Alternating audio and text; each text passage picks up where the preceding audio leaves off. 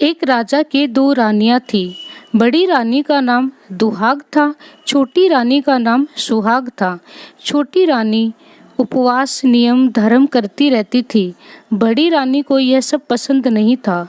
छोटी रानी का स्वभाव शांत और दयालु था और बड़ी रानी बहुत ही क्रोधी स्वभाव की थी।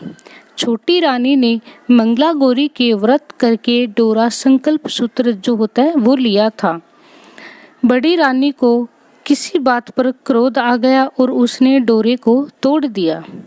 इससे वह पागल हो गई। कई दिनों बाद एक दिन देवी ने उसे सपने में बताया कि तूने मेरा डोरा तोड़ा था, इसी कारण तू पागल हो गई है। रानी ने सपने की बात छोटी रानी को बताई और देवी के चरणों में शीश झुकाकर क्षमा मांगी, धरती में अपनी नाक रगड़ी। फिर दोनों रानियों ने मिलकर श्रावण मास आने पर मंगला गौरी व्रत किया, पूजा करी, कथा सुनी और डोरा लिया। हवन और ब्राह्मणों के जोड़े को जिमाकर पूरे नगर में ढिंडोरा पिटवाया कि सब व्रत करें। व्रत शुरू करने के बाद विघ्न न डालें, पूरा व्रत करें, पूरा व्रत विधि विधान के साथ करें। कहानी कहने वाले को और कहानी सुनाने वाले को और हुकारा भरने वाले को सभी को फल देना। हे भगवान, हे मंगला गौरी माता, सब पर दया दृष्टि रखना, सबके घर में सुख शांति प्रदान करना। कहानी सुनने वाले को, कहानी सुनाने वाले को और हुकार भरने वाले को सभी को फल देना। जय मंगला गौरी माता। दूसरी कथा। एक गांव में एक पटेल दंपत्ति रहती थी जो संपन्न तो बहुत थी, लेकिन वह दुखी थे क्योंकि उन्हें कोई संतान नहीं थी। एक दिन पटेल के घर साधु आए। पटेल दंपत्ति ने उन्हें बहुत आव भगत से भोजन करवाया। भोजन उपरांत उन्हें अपनी व्यथा की कथा भी कही। साधु महाराज ने उन्हें माँ पार्वती का जप करने को कहा। यह सुन पटेल दंपत्ति दूसरे दिन से ही माँ पार्वती की सेवा, पूजा और व्रत करने लगे।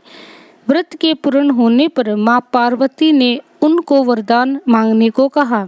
उन्होंने माँ पार्वती से पुत्र होने का वरदान मांगा। माता पार्वती ने उन्हें कहा, वत्स, तुम्हारे भाग्य में संतान सुख नहीं लिखा, किंतु तुमने सेवा, पूजा और व्रत से मुझे प्रसन्न किया है। इस कारण तुम्हें 21 वर्ष की आयु वाला पुत्र देकर तुम्हारे बांझपन के दोष को दूर कर देती हूँ। माँ पार्वती ने कहा, इस मंदिर के सामने आम का एक वृक्ष है, उसका एक फल तुम्हारी पत्नी को खिला देना, इससे तुम्हें एक पुत्र प्राप्त होगा। पटेल आम के पेड़ से कैरी यानी कच्चा आम तोड़ने के लिए पत्थर मारने लगा। वहाँ एक गणपति की प्रतिमा भी स्थापित थी जो एक पत्थर उसे जा लगा, जिससे कुपित होकर गणपति ने श्राप दे दिया कि तेरे पुत्र की मृत्यु सर्प के काटने से होगी। बेचारा पटेल नियति के खेल पर हंसे या रोए, पुत्र हुआ नहीं, श्राप पहले ही मिल गया। सोचा चलो यह तो पक्का हुआ कि पुत्र होगा। पटेल ने कच्चा आम लाकर पत्नी को दे दिया। उससे माँ पार्वती की पूजा करके उनका प्रसाद मानकर कच्चा आम खा लिया। उसके 9 महीने बाद पटेलन के एक सुंदर पुत्र हुआ जिसका नाम भीमा रखा गया।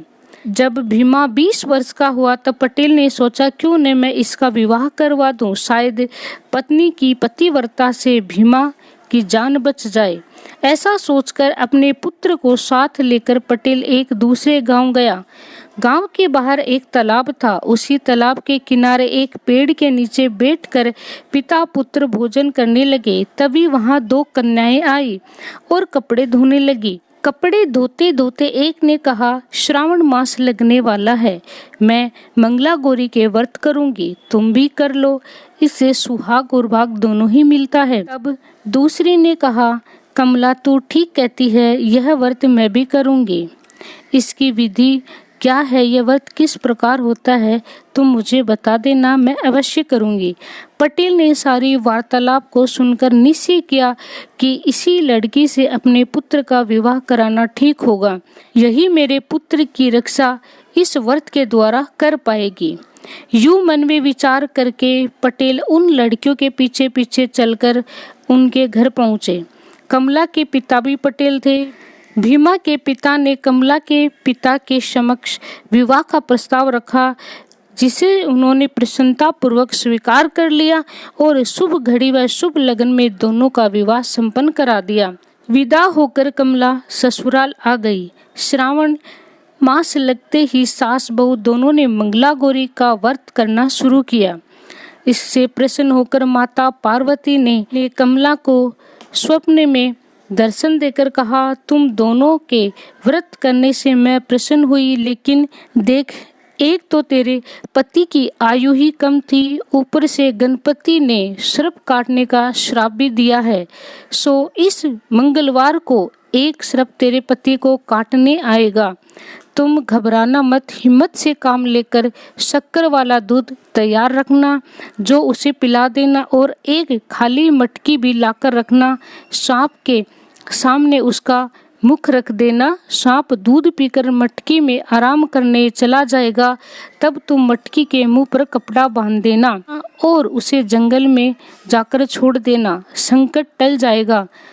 सपने में जो भी देखा उसको सच मानकर कमला ने चुपचाप एक खाली मटकी लाकर रखी। मंगलवार को पार्वती माता के कहे अनुसार मीठा दूध लाकर भी उसके पास रख दिया और कपड़ा और मटकी भी रखी। तभी एक काला सांप आया। कमला ने झट से उसको मीठा दूध उसके सामने रख दिया। सर्प ने दूध पिया और मटकी में जाकर सो गया।